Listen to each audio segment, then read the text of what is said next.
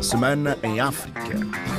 Abrimos esta semana em África com Moçambique, onde a atualidade foi densa nestes últimos dias, designadamente com a visita de 2 dias que o presidente moçambicano Daniel Chapo efetuou ao Ruanda, país cujas tropas apoiam o exército moçambicano na luta contra o terrorismo em Cabo Delgado, no extremo norte do país. No âmbito desta deslocação, foi assinado em Kigali o acordo sobre o Estatuto da Força que regula a presença das tropas ruandesas que lutam contra os grupos armados em Cabo Delgado, um documento apresentado como um instrumento padrão regido pelo direito internacional. Mais pormenores com Orfeu Lisboa. Foi no final das conversações entre as delegações de Moçambique e Ruanda, lideradas pelos respectivos chefes de Estado, que foi assinado o Acordo do Estado da Força, um instrumento jurídico de grande valia, diz o Presidente da República, Daniel Chapo. Um instrumento bastante importante para o Estatuto das Forças de Defesa do Ruanda em Moçambique. Queremos mais uma vez agradecer ao Presidente Paul Kagame,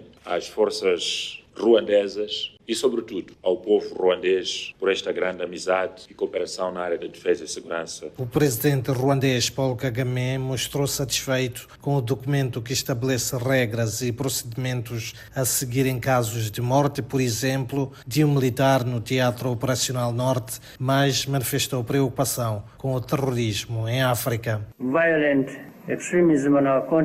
A violência e o extremismo no nosso continente é uma ameaça crescente para o nosso povo e o desenvolvimento. Como africanos, precisamos de enfrentar este problema como um único continente.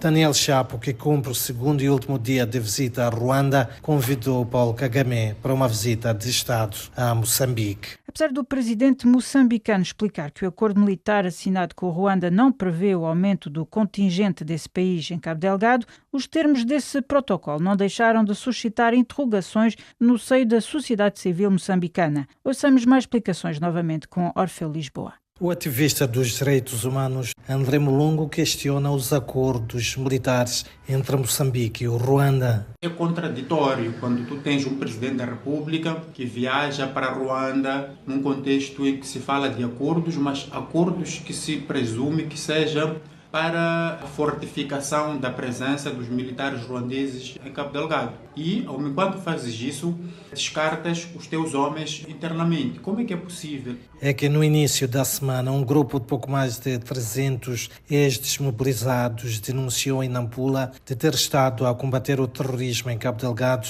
e ao fim de um ano regressam às suas zonas sem qualquer pagamento nem reintegração no Exército. Sendo pessoas que estão insatisfeitas com o sistema, há aí riscos de estas pessoas, quer dizer, primeiro que as pessoas estão vulneráveis e podem ser recrutadas as pessoas pelos grupos terroristas. Mas há um risco também dessas pessoas se organizarem entre elas e um outro grupo que pode ser uma ameaça ao próprio Estado. O Ministério da Defesa ainda não reagiu a este caso que está a gerar acesos debates em Moçambique. Noutro aspecto, no rescaldo das eleições gerais de 9 de outubro de 2024, a Comissão Nacional de Eleições notificou 12 dos 37 partidos políticos que participaram nas eleições gerais para corrigirem irregularidades na utilização dos fundos atribuídos durante a campanha eleitoral. Para o presidente da ação do Movimento Unido para a Salvação Integral, a ausência da Frelimo, partido governamental, neste processo é questionável. Mais pormenores, uma vez mais, com Orfeu Lisboa.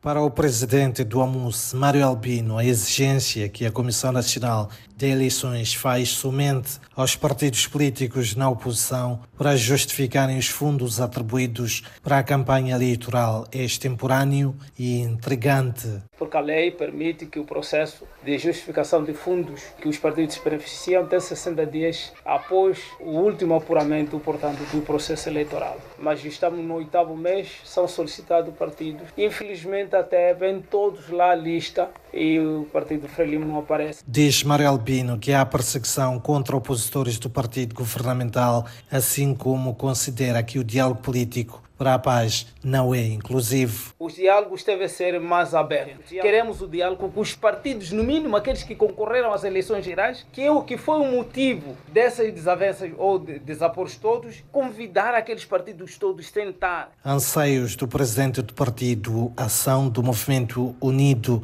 para a Salvação Integral AMUS, ouvidos em conferência de imprensa na cidade de Nampula. Ainda na atualidade moçambicana, esta semana esteve eminentemente virada para questões económicas. Foi inaugurada segunda-feira e decorre ainda até este domingo em Marraquém a 60ª edição da FACIM, Feira Internacional de Maputo, um evento que reúne mais de 3.000 expositores e cuja importância foi destacada pelo Presidente da República durante a cerimónia de abertura. Mais pormenores, Orfeu Lisboa. Já lá vão 60 anos que a Feira Internacional de Maputo FACIM decorre com a mesma importância, diz o Presidente da República, Daniel Chapo, na abertura da edição 2025. Ao longo destes 60 anos, a FACIM tem sido uma plataforma extraordinária, onde se exibe o gênio empreendedor dos moçambicanos, onde se revela a diversidade da nossa produção, da nossa riqueza, onde se constroem alianças estratégicas, se projetam sonhos empresariais, se consolida o nosso posicionamento no mercado regional, continental e internacional. Daí a forte presença do empresariado moçambicano e estrangeiro na FACIM, diz Daniel Chapo. São 2.350 expositores nacionais vindos de todas as províncias de Moçambique. São 800 expositores estrangeiros representando 30 países e na expectativa de 70.000 visitantes durante a semana. Foi nesse contexto que a Fundição de Alumínio Mosal suspendeu contratos com 20 empresas nacionais, deixando mais de 1.000 pessoas em situação de desemprego. Esta informação foi avançada pelo presidente da Confederação Económica de Moçambique, Álvaro Massing, que apontou esta como sendo consequência direta do anúncio da suspensão das atividades pela fundição até março do próximo ano, caso não se encontre uma solução para o fornecimento de energia elétrica após o término do contrato atual com a Eskom. Mais explicações com Orfeu Lisboa. Os efeitos do anúncio da possível suspensão das atividades da Mosal a partir de março do próximo ano já se fazem sentir, revela o presidente da Confederação das Associações Económicas de Moçambique, CTA, Álvaro Massinga. Esta declaração foi seguida de rescisão súbita de contratos com cerca de 20 empresas moçambicanas, fornecedoras da Mosal, afetando diretamente cerca de 1.000 postos de trabalho e colocando em risco a continuidade das empresas. Álvaro Massinga condena, entretanto, a postura adotada pela Fundição de Alumínio, que atualmente representa 30% das exportações nacionais. Perante este cenário, a CTA considera inadmissível que uma empresa que tanto beneficiou do ambiente fiscal, institucional e económico nacional adote uma postura que desestabiliza o tecido empresarial moçambicano e fragiliza a confiança dos investidores. Em conferência de imprensa, o setor privado moçambicano considera que soluções devem ser encontradas na mesa de diálogo com o governo para a manutenção da Mosal, que opera no país há 25 anos. Na Guiné-Bissau, os advogados da coligação eleitoral Plataforma Aliança Inclusiva Terra Arranca afirmam que está em curso um plano para impedir a participação do seu líder, Domingos Simões Pereira, nas eleições presidenciais do próximo mês de novembro, sendo que também denunciam alegadas irregularidades no processo eleitoral. Mais pormenores, como sabe Alde. Em conferência de imprensa promovida por um coletivo de advogados, a PEI Terra Arranca denuncia uma série de alegadas irregularidades no processo eleitoral. A coligação dirigida por Domingos Simões Pereira diz que existe um esquema em curso visando fraudar as próximas eleições legislativas e presidenciais de novembro. Por exemplo, a PEI Terra Arranca aponta para o processo de mudanças dos presidentes das comissões regionais de eleições, um processo que diz não ser transparente. A coligação Terra Arranca considera que os presidentes das comissões regionais de eleições estão fora do prazo dos respectivos mandatos, mas também afirma que o próprio secretariado da Comissão Nacional de Eleições está fora do prazo. Para a coligação PEI Terra Arranca, qualquer mudança a nível da CNE deveria ser feita no secretariado executivo. A coligação chama a atenção da comunidade internacional, nomeadamente da CEDEAO, para acompanhar de perto o processo eleitoral na Guiné-Bissau. Os advogados da coligação Terra Arranca também aproveitaram para abordar o caso relacionado com Domingos Simões Pereira, que o Procurador-Geral da República, Fernando Gomes, admite convocar nos próximos dias para ser julgado num processo ligado à alegada corrupção. Os advogados da Terra Arranca não entendem como é que um processo judicial que foi arquivado contra o principal arguido, o ex-ministro das Finanças, Geraldo Martins, poderá ser novamente aberto. Os advogados afirmam que tudo tem que ver com o aproximar do processo eleitoral. Também esta semana, o primeiro-ministro guineense Brahima Camara foi hospitalizado de urgência no Senegal após sentir-se mal durante a cerimónia de tomada de posse de novos membros do Conselho de Estado na capital. A cronologia dos acontecimentos, como sabe Alde. O presidente da República, Umaru Sissoko Embalo, estava a conferir posse a 3 novos conselheiros do Estado, Adja Satou Camara como presidente em exercício da Assembleia Nacional Popular, o juiz Arafat Mané como presidente do Supremo Tribunal de Justiça e Brahima Camara como primeiro-ministro da Guiné-Bissau. Estas 3 figuras, conforme a Constituição da Guiné-Bissau, têm assento no Conselho de Estado. E foi nessa cerimônia, no Palácio da Presidência, quando o Presidente da República estava a usar da palavra, que o Primeiro-Ministro Brahima Camara sentiu-se mal, uma indisposição súbita, e caiu, e foi assistido de imediato pelos elementos da equipa da Presidência da República, depois foi conduzido ao Hospital Militar Central de Bissau, foi também assistido pelos médicos militares do Hospital Militar. O Presidente da República deslocou-se ao hospital para constatar em loco a situação do Primeiro-Ministro Brahima Camara e, ato seguinte, foi fretado um avião pelo Estado da Guiné-Bissau, a partir do Senegal, para que o Primeiro-Ministro possa ser conduzido ao Senegal, onde neste momento já estará a receber assistência médica, exames médicos.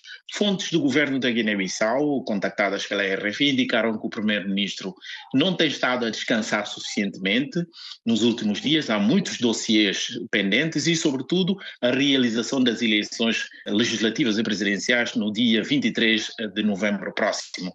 O Brahima Camara sentiu-se mal, mas quando saiu do aeroporto de Bissau para o avião, andou com os próprios pés. Entretanto, a RFI apurou que, pelo menos até esta sexta-feira, o chefe do governo guineense ainda se encontrava no Senegal, mas que estava a recuperar e que tenciona regressar em breve à Guiné-Bissau. Noutra atualidade, aqui em França, o presidente Emmanuel Macron recebeu esta semana no Palácio do Élysée o seu homólogo senegalês Diomaye Faye, ambos tendo manifestado a vontade de reforçar os elos entre os dois países depois de meses de algum distanciamento desde a chegada ao poder das novas autoridades no Senegal no ano passado. Um dos indícios mais flagrantes da nova tonalidade das relações bilaterais foi a saída no passado mês de julho dos cerca de 300 militares franceses que ainda se encontravam no país, isto a pedido do poder do Senegal. O Senegal pretende rever a cooperação com a sua antiga potência colonial e apostar numa lógica sul-sul que sirva a soberania senegalesa. Quem o diz é Serigne Ababacar Cissé-Ba, vice-presidente da Aliança dos Ecologistas do Senegal, que por ocasião de uma deslocação a Paris falou com a RFI. A questão da soberania, hoje com o Senegal, com um país hoje que descobriu o petróleo e o gás, então nós estamos tentando ver uma forma de rever as nossas parcerias com outros países. Não só com a França, mas temos que abrir também para outros países, a cooperação sul-sul. Então, nós não vamos rejeitar a cooperação com o francês, mas vamos repensar essa cooperação e vamos também nos abrir para outros países. Então, é isso que está acontecendo. A China, a gente sabe muito bem os problemas com o governo norte-americano, mas isso, inclusive, nosso presidente fez parte dos poucos presidentes africanos que foram convidados pelo presidente. Eles estiveram lá, acho que foram 7 presidentes africanos, e para renegociar, para discutir como é que vai ser a nossa parceria de agora em diante. Porque o mundo mudou. O mundo mudou. A África passou por vários momentos e hoje em dia até esses, digamos assim, chamados de ex-colônios, então eles agora estão conscientes de que, olha, a África acordou. Agora nós somos um continente que está crescendo, com recursos muito importantes e que realmente precisamos ter a nossa voz. É isso. De maneira muito inteligente, estamos buscando essa soberania, mas sem pôr em xeque as cooperações necessárias entre os países. Em Cabo Verde, a França tem estado a apoiar a ilha de São Vicente a se reerguer após a destruição causada pela tempestade Erin. Um navio da Marinha Francesa, com técnicos, mecânicos e engenheiros, chegou esta semana à ilha cabo-verdiana para apoiar a resposta às necessidades após a tempestade que provocou 9 mortos e 2 desaparecidos em São Vicente. Mais pormenores com Odair Santos. Várias são as ajudas que chegam à ilha de São Vicente da diáspora cabo-verdiana no mundo e de países que têm relações com Cabo Verde. A comandante regional do Serviço Nacional da Proteção Civil e Bombeiros, Vitória Veríssimo, que é também porta-voz do Gabinete de Crise, destacou em conferência de imprensa a chegada do navio da Marinha Francesa com equipamentos e técnicos que vão trabalhar com os técnicos locais. Chegou um navio francês, da Marinha Francesa, que estavam numa rota normal e após o anúncio da situação de calamidade e das chuvas em São Vicente, desviaram a rota para prestar auxílio. Tem mergulhadores também, técnicos, mecânicos e engenheiros. Sei que tem um helicóptero também, que já fizeram um primeiro voo para ter mais ou menos uma noção da ilha. Tem uma reunião com a equipa local, com a Guarda Costeira, com o Serviço Nacional, para ver como é que poderão ajudar e apoiar com esses técnicos, juntamente com as equipas nacionais. Os técnicos e mergulhadores franceses reforçam as operações em São Vicente, numa altura em que também se encontra na ilha um grupo de 4 mergulhadores norte-americanos a reforçar as buscas na Baía pelos 2 desaparecidos e por objetos, tendo já identificado uma grade com botijas de gás no fundo do mar. Relativamente desta vez à atualidade de São Tomé e Príncipe, o antigo primeiro-ministro Patrício Trovoada manifestou a intenção de ocupar o seu lugar de deputado da Assembleia Nacional. Expedientes já foram feitos para que a sua reintegração seja efetivada. Mais explicações com Maximino Carlos. Patrício Trovoada foi eleito deputado nas eleições legislativas de 2022. Suspendeu o seu mandato de deputado para assumir as funções de primeiro-ministro do 18º Governo Constitucional. A bancada parlamentar do Partido AD também remeteu uma carta à Presidente da Assembleia Nacional no passado dia 25 de agosto, informando da reintegração de Patrício Trovoada como deputado a partir de 1 de setembro do ano corrente. O Estatuto dos Deputados, Lei nº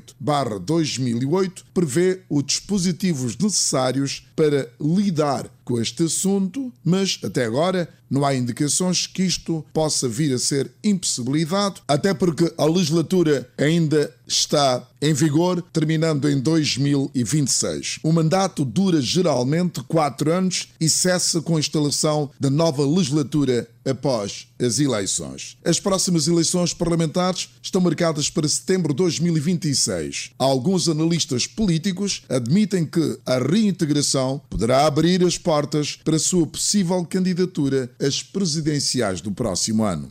Angola, o país tornou-se campeão africano de basquetebol após a sua vitória na final no domingo face ao Mali por 70-43. O presidente angolano João Lourenço saudou na segunda-feira a vitória da seleção angolana pela conquista deste que é o seu 12º título de campeã africana da modalidade. Francisco Paulo ouviu o sentimento dos angolanos após a vitória da sua equipa. A seleção angolana masculina de basquetebol ganhou no Arena do Quilamba em Luanda o Mali por 70-43, vencendo o torneio africano da modalidade. 12 anos depois, os jovens Matias Oliveira e Domingas Pache entendem que a revalidação da taça volta a colocar o cínico nacional na montra do basquetebol continental e mundial. Gostei da vitória da Angola, gostei. Sou angolano. Hoje já sempre apostei muito na seleção angolana de basquetebol, não é futebol. Para além dos jogadores, também é uma vitória para nós. Nós, como angolanos, também estamos bastante alegres. Entretanto, o professor Gastão Nunes mostra-se feliz pela vitória e também por Angola conquistar a 12ª taça do Afrobasket. Estamos bastante felizes por termos conseguido a nossa 12ª taça. Depois de 12 anos, levarmos o Afrobasket, sendo que estava a ser realizado aqui na nossa própria casa, então não tinha como deixarmos escapar esta oportunidade. E assim fechamos esta Semana em África. Obrigada pela vossa atenção e até breve.